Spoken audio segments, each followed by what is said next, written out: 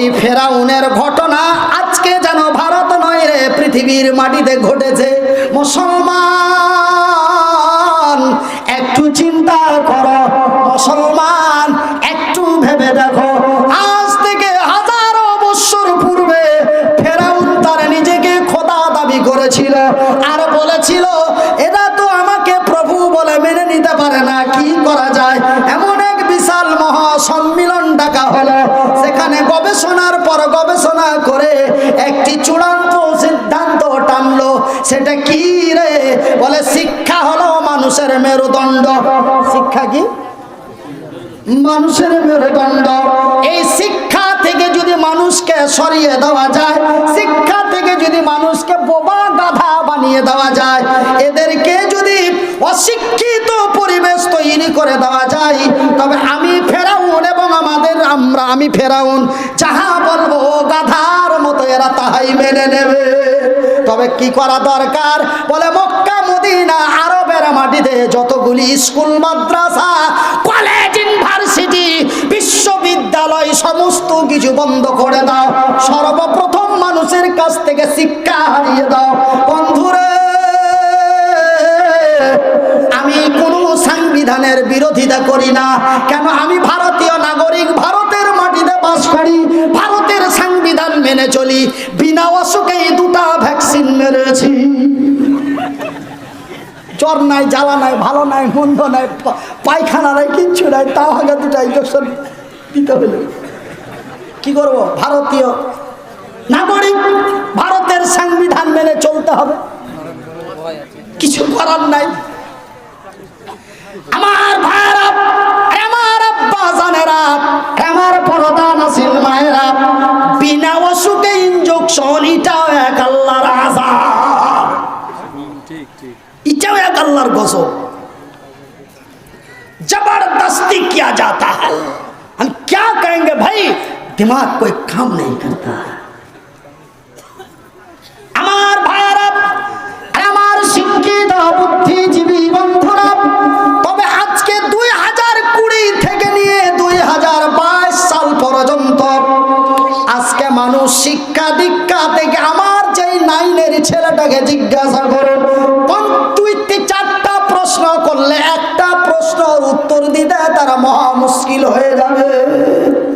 ভাইজান, শিক্ষার দিক দিয়ে, অর্থনৈতিক দিক দিয়ে বর্তমান মানুষ প্রায় 20 বছর তার পিছিয়ে গেল। কেনই বা এমন হলো রে? আমার আল্লাহর তো অতি দয়া, আমার আল্লাহর তো অতি মায়া। তবে আজকে আমাদের অবস্থাটা কেন এমন? আজকে এই অবস্থায় কেন আমরা পড়ে আছি? ভাইজান, আমি মনিরুদ্দিন আমার পকেটের কলমটা দিয়ে লিখে চ্যালেঞ্জ করে বলবো, যখন আল্লাহ তার রাসূলের বিধি বিধানের উপরে হস্তক্ষেপ করা হয়, তখন আল্লাহর আযাব আল্লাহর জমিনে অটোমেটিক এসে যায়। ভাই গো, আমার আব্বা জানেরা, একটার পর একটা ইসলামের উপরে হস্তক্ষেপ করা হচ্ছে।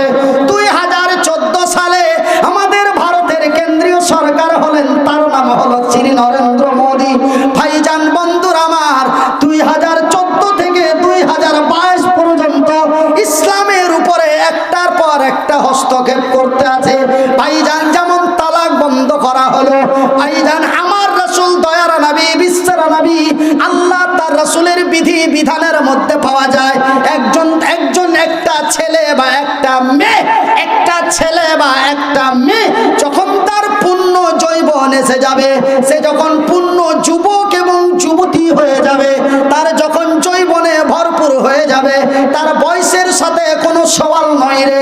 18 হলো না 16 হলো, 15 হলো না 20 হলো, যদি তার পূর্ণ যৌবন এসে যায়, আমার আল্লাহ এবং তার রাসূল বলেন, রে যুবকের বাবা, রে যুবতীর বাবা, তাড়াতাড়ি ওই যুবক এবং যুবতীর বিয়ে দিয়ে দাও।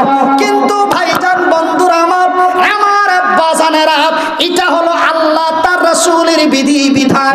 কিন্তু আমাদের প্রধানমন্ত্রী গান্ধীজির আমলে ভারতবর্ষের মাটিতে একটি সংবিধান তৈরি করা হয়েছিল। সেটা হলো 18 সাল সে পহলে कोई लड़का हो या लड़की हो, কোন লড়কা বা কোন লড়কি, ছেলে বা মেয়ে হোক, হবে না। সেই সংবিধান মেনে চলতে চলতে চলতে চলতে 2022 সালের 1 জানুয়ারি নতুন একটি আইন তৈরি করা হচ্ছে ভারতের পার্লামেন্টে। সেটা 22 বছরের আগে, কয় বছর? 22 বছরের আগে कोई लड़का हो या लड़की हो, ছেলে হোক বা মেয়ে হোক, 22 বছরের আগে বিয়ে দেওয়া চলবে না। ভাইজি ওই 18 বছর বিধানে একটা গান বার হয়েছে, আমি 16 পেরিয়ে গেছি। কত জমেছে, আমি 16 পেরিয়ে গেছি। 16 পেরিয়ে গেছি এটা পৃথিবীকে জানাচ্ছে, আর 18 বলে আমাকে থামতে বলছি। তবে আমার কি হতে পারে, এটা প্রকাশ করলো পৃথিবীর কাছে। বাবুজি 16 পেরিয়ে গেছি, আমি 16 পেরিয়ে গেছি। 16তেই যদি এই অবস্থা হয়, তবে 22 আস্তে আস্তে কি অবস্থা হবে সোনা। তার মানে জেনা ব্যভিচার উত্তপ্ত করে দেওয়ার একটা ইস্যু বা ষড়যন্ত্র। ভাইজান আমি মনিরউদ্দিন আপনাদের বলি, আমি মনিরউদ্দিন আপনাদের বলি, আজকে এই মুসলমানের বাচ্চারা নাম রেখেছি আব্দুল্লাহ, নাম হয়েছে আব্দুর রহিম, আব্দুল খালেকের ছেলে। কিন্তু ভাইজান আজকে কোরআনের উপরে কেউ আঙ্গুল তুলতে পারেনি। ইহুদি, নাসারা, খ্রিস্টান, হিন্দু, জৈন, বৈধ বিশ্বের কোন জাতি কোরআনের উপরে আঙ্গুল তুলতে পারেনি। কিন্তু ভারতীয় এক নাগরিক, নাম তার ওয়াসিম রেজভি, শুনেছেন ভাইজান? নাম তার ওয়াসিম রেজভি, এক মুসলমানের সন্তান। খবরদার তাকে মুসলমান বলে কোনো সময় ব্যবহার করবেন না। ভাইজান নিজেকে মুসলমান দাবি করে মুসলমানের নাম নিয়ে ভারতের সুপ্রিম কোর্টে 26টি আয়াতের উপরে মামলা দায়ের করলো। আল্লাহর আযাব কেন আসবে না? আল্লাহর আযাব কেন আসবে না? আল্লাহর গজব কেন আসবে না? মুসলমান কথা বেশি না বাড়িয়ে, আমার আল্লাহর এতই দয়া, আমার আল্লাহর এতই মায়া, আমার আল্লাহ তার বান্দা বান্দীদের তৈরি করলেন। খালাকাল ইনসান। রে সাগরদিঘি থানা ডিহি বরজ এলাকার মানুষেরা, আমি আল্লাহ তোমাদের মানুষ রূপে মানুষ করে তৈরি করেছি। শুধু তোমাদের মানুষ রূপে মানুষ তৈরি করে সুন্দর এবং সুন্দরী করে স্টিল বডি, লম্বা চাগড়া জোয়ান তৈরি করে ছেড়ে দিই নাই। আমি তোমাদের কত বড় নিয়ামত দিয়েছি জানো রে? রে মানুষ লজ্জা করো, রে মানুষ হায়া করো। আমি তোমাদের কত বড় নিয়ামত দিয়েছি যেন আমার এই বিজ্ঞানময় কোরআন খানা পড়তে পারো। তার জন্য আমি আল্লাহ তোমাদের কথা বলার শক্তি দিয়েছি। আল্লামাহুল বায়ান। আল্লাহু আকবার বলেন, আল্লাহু আকবার। এত বড় নিয়ামত আল্লাহ দিয়েছে। এই নিয়ামতটা যদি আজকে মুনিরকে দেওয়া না হতো, এই নিয়ামত যদি মুনিরের কাছে না থাকতো, এই মনিরউদ্দিনের কুত্তার মর্যাদা থাকতো।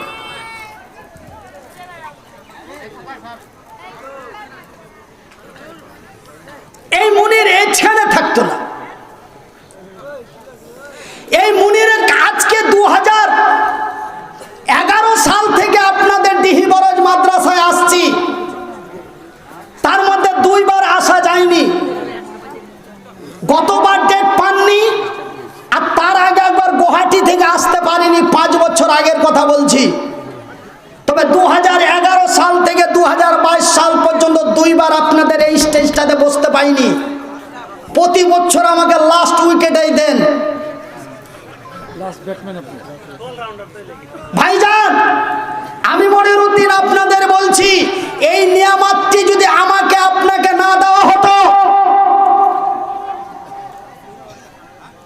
লজ্জা করো মানুষ। এই নিয়ামত কত মূল্যবান নিয়ামত শুনে নিন। যার হাত নাই তাকে বলো হাতের কি দাম, সে তাহা বলে দিতে পারে। যার ঠ্যাং নাই তাকে বলো ঠ্যাংয়ের কি দাম, সে তাহা বলে দিতে পারে। যার চোখ নাই তাকে বলো চোখের কি দাম, সে তাহা বলে দিতে পারে। কিন্তু যে কথা বলতে পারে না, যাকে আমরা বলি গঙ্গা, কেউ বলে বোবা, যে বোবা কথা বলতে পারে না তাকে বলো কথা বলার কি দাম? বলতে পারবে? পারবে? বলে ও তো বোবা, কেমন করে বলবে? ভাইজান তবে পারবে অবশ্যই। তবে কে পারবে? ভাই গো আমার আব্বা জানেরা, যদি পারে বোবার বিবি তাহা বলতে পারবে। কথা বলার কি মজা, কথা বলার কি আনন্দ, কথা বলার কি আইস। ভাইজান কথা বলার এত মজা, বোবা যদি তাহা জানতে পারতো। তবে আমি মনিরউদ্দিন বলি নাই রে, ইতিহাসের পাতায় পাওয়া যায় বোবা তার নিজের গলা নিজেই টিপা হত্যা করে দিত। বোবা যেন তার কথা শুনতে না পায়, এই জন্য আমার আল্লাহ তার কান দুটি বহিরা করে দেয়। এই জন্য বোবা বলতে পারে না, তাহা শুনতে পায় না, কিন্তু বলতে পারে বোবার বিবি। কথা বলার কি মজা, কথা বলার কি আনন্দ, কথা বলে কি তৃপ্তি পাওয়া যায়, বোবার বিবি তাহা বলতে পারে। কেন বন্ধুরে একটু আমার দিকে তাকিয়ে দেখুন, যারা আমার বদনাম করে, বলে মনির কিছু জানে না, কিছু বুঝে না, শুধু ওর কথা বলে। ভাই আল্লাহর কসম, এটাই আমার চরিত্র খারাপ, এটাই আমার ব্যবহার নোংরা। কোন বক্তা কোন কথার এক্সাম্পল দিলে উত্তরবঙ্গ বা দক্ষিণবঙ্গ বাংলাদেশ থেকে দেয়, কিন্তু আমি মনিরউদ্দিন কোন কথার এক্সাম্পল তার যুক্তি দিলে আমার চেয়ারের ওপর থেকে দিই, এটাই আমার অভ্যাস খারাপ। এই জন্য আমার বদনাম হয়। ও তো ও কি জানে, ওর কথাই কইছে, ঠ্যাং নেই হাত নেই গিলে কইছে, বলে না। অনেক বক্তা এরকম সুযোগ পেইলে আমাকে বলে না, খুব ট্যাবলেট দেয়, তাই না? কিন্তু ওর কাছে তো এক্সাম্পল নেই, তখন তো ওকে উত্তরবঙ্গ দক্ষিণবঙ্গ খুঁজতে হচ্ছে। কিন্তু আমি যে এক্সাম্পলগুলো দিব সেটা তো আমার চেয়ারে মজুদ আছে, আমি কেন এদিক ওদিক খুঁজে বেড়াবো? তবে প্র্যাকটিক্যাল এক্সাম্পলটা সঠিক না দূরবর্তী থেকে খুঁজে নিয়ে এসে দেওয়াটা সঠিক? কোনটা বেশি প্র্যাকটিক্যালে? প্র্যাকটিক্যালটাই তো দরকার। ভাইজান বন্ধুরা আমার, আমি আপনাদের বলি, আমার আল্লাহ বলেছেন আল্লামাহুল বায়ান, আমি তোমাদের কথা বলার শক্তি দিয়েছি। তবে ভাইজান, তবে কথা বলার কি মজা। এই যে আমি একটা এক্সাম্পল আপনাদের দিলাম, এক্সাম্পলটা কি রে? বোবার বিবি তাহা বলতে পারে। কেন ভাই গো, হাত দুটি যদিও না থাকে, ঠ্যাং দুটি যদিও না থাকে, তবু আমি মনিরউদ্দিন কথা বলতে পারি। একবার বলি আলহামদুলিল্লাহ। এটাই আমার দোষ। এই যে বললাম এক্ষুনি, এই মুহূর্তে যে কথাটা বললাম, এটাই আমার দোষ। খালি ওরই কথা কহে। ভাই গো, তবে আমি মনিরউদ্দিন কথা বলতে পারি। আমি টিহি বরজ থেকে জালসা করে বাড়ি যাই, আসসালামু আলাইকুম ওয়া রাহমাতুল্লাহ। বিবি দরওয়াজায় এসে বলে ওয়া আলাইকুম সালাম ওয়া রাহমাতুল্লাহ। সালামের উত্তরটা দিয়ে বাড়ির দরওয়াজাটা খুলে বলে ওগো ময়নার বাবা, আসতে কোনো কষ্ট হয় নাই? আমি বলি না রে, রাস্তা সফরে চললে একটু কষ্ট হবেই সোনা। ভাইজান বন্ধুরা আমার, কত সুন্দর করে ব্যাগটা হাতে নিয়ে পাশে করে নিয়ে বিছানায় বসিয়ে কি মিষ্টি দুটো কথা বলে, একটু চা বানিয়ে দেবো, দিলে তো খুব ভালো হয়। ভাই গো, আমার কথা শুনে আমার বিবির কলিজা ঠান্ডা হয়ে যায়, আমার বিবির কথা শুনে আমার মনটা উজাড় হয়ে যায়। তবে কথা বলার কি আনন্দ, কথা বলার কি মজা।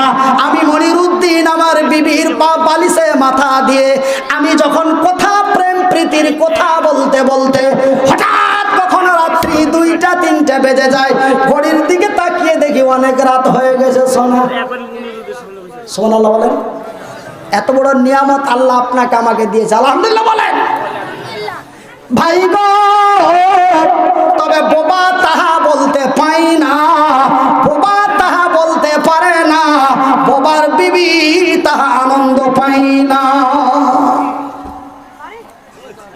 আধটি বুঝতে পারছে, আধটি বুঝতে পারে না। আর বুঝতে বুঝতে আধখানি বয়স চলে যাবে। একজনে হঠাৎ করে যদি একটা বোবাকে বিয়ে করে, তো ওর কথা বুঝতে বুঝতে আধখানি লাইফ কেটে যাবে। তারপরে তখন বুঝতে পারে, তখন বুঝে নিবে হ্যাঁ ওই বদনাটা ওখানে তুইটা কহিলে কি জি। হাসিলেন না, মারাত্মক কথা, এগুলো মারাত্মক কথা, খবরদার হাসবেন না, হাসির কথা না। লজ্জা করো মানুষ, এত বড় নিয়ামত আল্লাহ আপনাকে আমাকে দিয়েছে, আর এই নিয়ামতের হস্তক্ষেপ করেছি আমরা। এই নিয়ামত, এইটা দিয়ে আমরা ৭৫টা মিথ্যে কথা বলি। এই মুখটা দিয়ে বলি একরকম, এই মুখটা দিয়ে করি আর এক রকম। মানুষ, আল্লাহর আযাব আসবে না, আল্লাহর গজব আসবে না, তুমি বলো একরকম, চলো আর এক রকম। আমার ভাইরা, তবে আমি মনিরউদ্দিন আপনাদের আর একটা কথা বলবো, শেষ কথা, তারপরে ওই বক্তাকে নিয়ে চলে আসবো, যেটা ভাগনা বক্তা। ভাগনা বক্তা বুঝতে মানে আমাকে ভাগনা লাগলো, হ্যাঁ ভাগনা বক্তা একদম দেলোয়ার হোসেন। তা আমি আর দুটো কথা আপনারাকে বলবো, অনলি দুটো কথা। তার মধ্যে একটা কথা শুনেলেন, তবে আল্লাহ এত বড় নিয়ামত আমাদের দিলেন, সেটা হলো কথা বলা। তারপরও আরো একটা মারাত্মক নিয়ামত আল্লাহ আমাদের দিয়েছেন, আলহামদুলিল্লাহ বলেন। ভাইজান, আমি মনিরউদ্দিন, হাত দুটো নেই, পা দুটি নেই, কোনো দাম নাই। এটা মানুষ বলছে না, হাত দুটো নেই, পা দুটি নেই, তার কোনো মূল্য নেই। না না, আমি মনিরউদ্দিন আমার কলম দিয়ে লিখে বলে দিচ্ছি, হাতের, এই হাতের কোনো দাম নাই, এই ঠ্যাঙের কোনো দাম নাই। বলে আপনাকে দেয়নি তখন আর কি বলবেন, তখন বলছেন দাম নাই নাকি? না না না না, স্টিল বডির কোনো দাম নাই, হ্যাঁ হাতের কোনো দাম নাই, ঠ্যাঙের কোনো দাম নাই, স্টিল বডির কোনো দাম নাই। তার প্রমাণটা দিব না ছেড়ে দিব? দিব দিব দিব? কে কি বলছেন বুঝতে পারি না। দিব? হাত তুলে বলেন দিব। স্টিল বডির কোনো দাম নাই, ঠ্যাঙের কোনো দাম নাই, হাতের কোনো দাম নাই। ওই নিয়ামতটি যদি আল্লাহ না দিত, সেই এক মারাত্মক নিয়ামত, সেই নিয়ামতটি কোরআনে সুন্দর করে লেখা আছে। যেমন একটা কথা বলার শক্তি,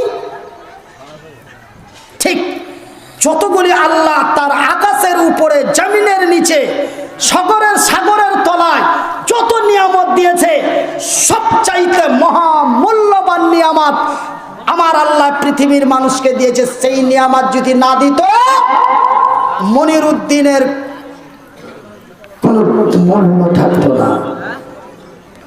সেই নিয়ামতটা বলবো। তবে ভাইজান বন্ধু আমার, ওরে সোয়ারাল্লাহ, কখন এতটি বেজে গেছে। হ্যাঁ, এই যে 1 ঘন্টা ধরে যে ওয়াজ শুনলেন, তো ওয়াজ শুনলেন না ওয়াজ মানলেন? আমি আপনার আগে একটু পরীক্ষা করবো, বেশি নয়, 16 মিনিট। কয় মিনিট? 16 মিনিট পরীক্ষা করবো আপনার আগে। এই যে 1 ঘন্টা যে ওয়াজ শুনলেন না ওয়াজ মানলেন, আমি একটু পরীক্ষা করব। তারপরে ওই নিয়ামতটার কথা বলবো। কোন নিয়ামত? ওই নিয়ামত, যেই নিয়ামত আমাকে আপনাকে না দিত, আমি বলেছি এই হাতের কোনো দাম নাই, ঠ্যাঙের কোনো দাম নাই, এখান থেকে যদি নিয়ে দিত তাও টেনশন করতাম না, কোনো দাম নাই। কিন্তু এই নিয়ামত দুটি, ওই নিয়ামতটা আল্লাহ দিয়ে দিয়েছে, তো ওই নিয়ামতটা দিয়ে দিয়েছে, তো ও গুইধার মাই হাকে ছুচিয়ে দিবে, খাইয়ে দিবে। হ্যাঁ জি, হাইসা নিল মানে কেন হাইসা নিলেন? শোনেন, এই নিয়ামত, এই যে একটা নিয়ামত বললাম, ওটা একটা নিয়ামত। নিয়ামত তো আল্লাহর দেওয়া অনেক, তার মধ্যে 3টি নিয়ামত মারাত্মক। একটা হলো আল্লাহ মাল কোরআন, একটা কোরআন, একটা বায়ান, আর একটা মারাত্মক নিয়ামত। এই 3টা নিয়ামত যদি আপনার ভিতরে থাকে, ঠ্যাং হাত পা না থাক, যদি পংলাইসা হও, তাও তোমাকে বুঝার বাদ তুই না খাই। হাজি, সেই নিয়ামতটা বলবো 16 মিনিট পরে। নিয়ামতের কথা শুনলেন না মানলেন? আমি 10 মিনিট পরীক্ষা করব, 16 মিনিট, তারপরে ইনশাল্লাহ ওই নিয়ামতের কথাটা বলে আমি চলে যাব। আমার পর্দানশীল মায়েরা, আমার শিক্ষিতা বোনেরা, আমি আপনাদের অত্যন্ত সুপরিচিত সন্তান মা। একই কথা প্রতিবার কেমন করে বলবো? আমি এই ডিহিমরেজের মানুষের কাছে আমার নিজের জীবনের কথা অনেক বলেছি। আজকে এই জায়গাটাতে পৌঁছাতে মায়ের বড় কষ্ট হয়েছে। এই কথাগুলি কতবার আপনাদের বলবো বলেন তো? ভাইজান, আমার মা আজ থেকে 14 বছর পূর্বে আমাকে মা 14টি বছর ধরে বহু কষ্ট করে লালন পালন করে মানুষ করেছে। মা আমাকে লালন পালন করে মানুষ করে ছেড়ে দেয় নাই। মহান আল্লাহ রব্বুল আলামিনের দয়ায় মা বড় কষ্ট করে মানুষের দাঁড়ে এমন সাহায্যের হাত বাড়িয়ে সাহায্য চেয়ে নিয়েছে। 14টি বছর লেখাপড়া করিয়েছে। এই জায়গাটা মামুর বাড়ির আবদার নয়। এই জায়গাটাতে আসতে মাকে বড় পরিশ্রম দিতে হয়েছে, মাকে বড় কষ্ট করতে হয়েছে, মার লজ্জা হারিয়ে দিতে হয়েছে। আমার 14 বংশতে কোনো ভিখারি ছিল না, কিন্তু আমার জন্য মাকে ভিক্ষা করতে হাত বাড়াতে হয়েছে। ভাইজি, আমার মা 14টি বছর ধরে আমার জন্য সাহায্য চেয়ে